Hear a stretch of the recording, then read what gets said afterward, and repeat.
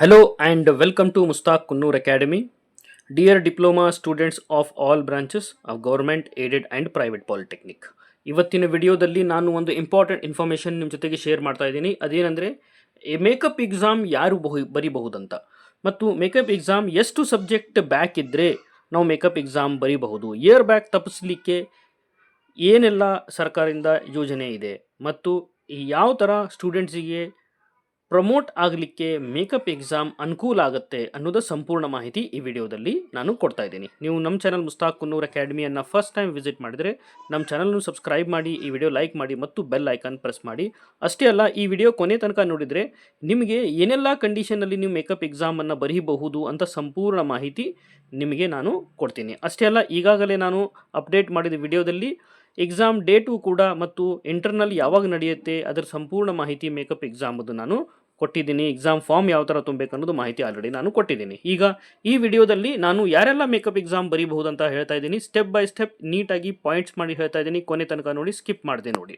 Point number 1, ಈಗ makeup exam ಏನಿದೆಯಲ್ಲ ಇದು ಯಾವಾಗ ನಡೆಯುತ್ತಂದರೆ, ಎಕ್ಸಾಮ್ ನಡೆಯೋದು ನಾನು ಹೇಳ್ತಾ ಇದ್ದೀನಿ, ರೆಗ್ಯುಲರ್ ಎಕ್ಸಾಮ್ ನೀವು ಈಗ ಏನು ಬರೆದಿದ್ದೀರಿ ಅದರ ರಿಸಲ್ಟ್ ಬಂದ ನಂತರ ಇದು ನಡೆಯುತ್ತೆ. ಸಮರ್ ವೆಕೇಶನ್ ಏನಂತಾರೆ ಆವಾಗ ಇದು ಮೇಕಪ್ ಎಕ್ಸಾಮ್ ನಡೆಯುತ್ತೆ. Point number 1. ನಂಬರ್ 2, ಇದನ್ನು ಯಾರೆಲ್ಲ ಬರೀಬಹುದು, ಭಾಳ ಜನಕ್ಕೆ ಕನ್ಫ್ಯೂಷನ್ ಇರುತ್ತೆ. ನಂಬರ್ 1, ಇದರಲ್ಲಿ ಮೇಕಪ್ ಎಕ್ಸಾಮ್ ಯಾರು ಬರೀಬಹುದು ಅಂದರೆ CIA ಮಾರ್ಕ್ಸ್ ಯಾರ್ದು ಕಡಿಮೆ ಇರುತ್ತೆ. ನಾಟ್ ಎಲಿಜಿಬಲ್ ಆಗಿರುವ ಸ್ಟೂಡೆಂಟ್ಸ್ಗಳು, ನಾಟ್ ಎಲಿಜಿಬಲ್ ಅಂದರೆ ಕೆಲವೊಂದು ಸ್ಟೂಡೆಂಟ್ಸ್ಗಳದ್ದು ಇಂಟರ್ನಲ್ ಕಡಿಮೆ ಮಾರ್ಕ್ಸ್ ಬಂದಿರುತ್ತೆ, ಮಿನಿಮಮ್ ಮಾರ್ಕ್ಸ್ಗಿಂತ ಕಡಿಮೆ ಬಂದಿರುತ್ತೆ, ಅವರು ನಾಟ್ ಎಲಿಜಿಬಲ್ ಇರ್ತಾರೆ. ಅಂಥ ನಾಟ್ ಎಲಿಜಿಬಲ್ ಆಗಿರೋ ಸ್ಟೂಡೆಂಟ್ಸ್ಗಳಿಗೆ ನಮ್ಗೆ ಈಗಾಗಲೇ ಗೊತ್ತಿದೆ ಫೈನಲ್ ಎಕ್ಸಾಮ್ ಬರೀಲಿಕ್ಕೆ ಅವಕಾಶ ಸಿಕ್ಕಿರೋದಿಲ್ಲ, ಅವರು ಅರ್ಹರಿರೋದಿಲ್ಲ. ಅಂತಹ ಸ್ಟೂಡೆಂಟ್ಸ್ಗಳು, CIA ಮಾರ್ಕ್ಸ್ ಕಡಿಮೆ ಇರುವ ಸ್ಟೂಡೆಂಟ್ಸ್ಗಳು ಏನಿದಾರಲ್ಲ ಮೇಕಪ್ ಎಕ್ಸಾಮ್ ನೀವು ಕಟ್ಟಬೇಕಾಗತ್ತೆ. ಮೇಕಪ್ ಎಕ್ಸಾಮ್ ನೀವು ಕಟ್ಟಬೇಕು. ನಂಬರ್ 1.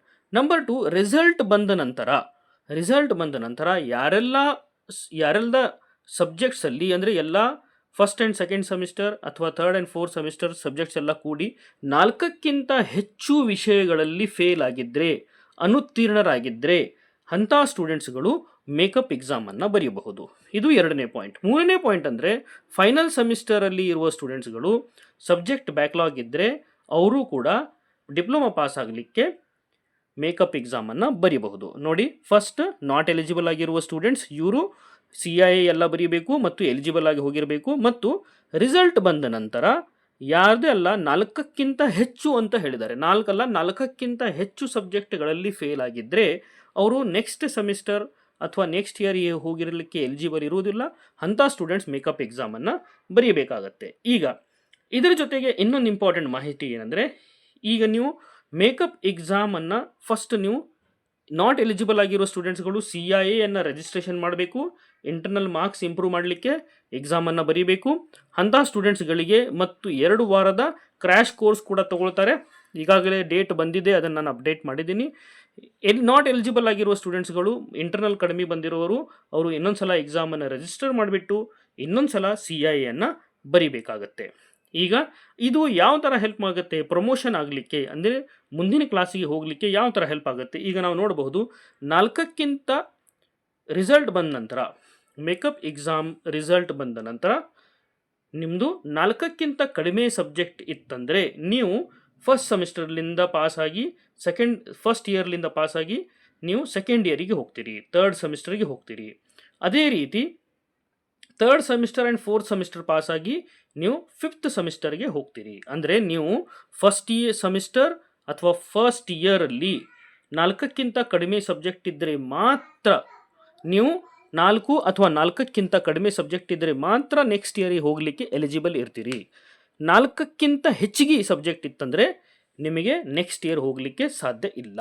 ಈಗ ಎಕ್ಸಾಂಪಲ್ ಜೊತೆಗೆ ನಾನು ಹೇಳ್ತಾ ಇದ್ದೀನಿ ನೋಡಿ, ಒಬ್ಬರು ನಮ್ಮ ಹತ್ರ ಸ್ಟೂಡೆಂಟ್ A ಅಂತಿದ್ದಾರೆ, ಅವರು 6 ಸಬ್ಜೆಕ್ಟಲ್ಲಿ ಫೇಲ್ ಆಗಿದ್ದಾರೆ. 6 ಸಬ್ಜೆಕ್ಟ್ ಫೇಲ್ ಆದರೆ ಅವರು ಇಯರ್ ಬ್ಯಾಕ್ ಆಗ್ತಾರೆ, ಅವರಿಗೆ ಪ್ರಮೋಷನ್ ಸಿಗುವುದಿಲ್ಲ. ಅದಕ್ಕೆ ಅವರು ಮೇಕಪ್ ಎಕ್ಸಾಮನ್ನು ಬರೆಯಬಹುದು. ಮೇಕಪ್ ಎಕ್ಸಾಮ್ ಬರೆದ ನಂತರ ರಿಸಲ್ಟ್ ಬಂದ ನಂತರ ಒಂದು ವೇಳೆ ಅವರು 4 ಸಬ್ಜೆಕ್ಟ್ ಫೇಲ್ ಆಗಿದ್ದಲ್ಲಿ 4 ವಿಷಯಗಳಲ್ಲಿ ಅಥವಾ ಅದಕ್ಕಿಂತ ಕಡಿಮೆ ಸಬ್ಜೆಕ್ಟ್ಗಳಲ್ಲಿ ಫೇಲ್ ಆಗಿದ್ದರೆ ಅವರು ನೆಕ್ಸ್ಟ್ ಇಯರ್ ಹೋಗಬಹುದು. ಇದು ಮೇಕಪ್ ಬಗ್ಗೆ ಇರುವ ಮಾಹಿತಿ. ಮತ್ತು ಅವರು ನಮ್ಗೆ ಗೊತ್ತಿದೆ, ಈಗಾಗಲೇ ಅವರು ಕಡ್ಡಾಯವಾಗಿ ಇಂಟರ್ನಲ್ ಮಾರ್ಕ್ಸ್ ಕಡಿಮೆ ಇದ್ದವರು ಕಡ್ಡಾಯವಾಗಿ ಇನ್ನೊಂದು ಸಲ ರಿಜಿಸ್ಟ್ರೇಷನ್ ಮಾಡಿಬಿಟ್ಟು ಎಕ್ಸಾಮನ್ನು ಬರೆಯಬೇಕು. ನಾಟ್ ಎಲಿಜಿಬಲ್ ಇಲ್ಲದೇ ಇದ್ದವರು ಅವರು ಎಕ್ಸಾಮ್ ರಿಸಲ್ಟ್ ಬಂದ ನಂತರ 4ಕ್ಕಿಂತ ಹೆಚ್ಚಿಗೆ ಸಬ್ಜೆಕ್ಟ್ ಫೇಲ್ ಆಗಿದ್ದರೆ ಅವರು ಮೇಕಪ್ ಎಕ್ಸಾಮನ್ನು ಬರೀಬೇಕಾಗತ್ತೆ ಮತ್ತು ಅದನ್ನು ಸದುಪಯೋಗ ತಗೋಬೇಕಾಗತ್ತೆ. I hope my clear doubt. ಮತ್ತೆ ಏನೋ ಡೌಟ್ ಇತ್ತಂದರೂ ನೀವು ಕಮೆಂಟ್ ಬಾಕ್ಸಲ್ಲಿ ಕಮೆಂಟ್ ಹಾಕಿ ಹೇಳಿ. Will try to solve your doubt. Thank you.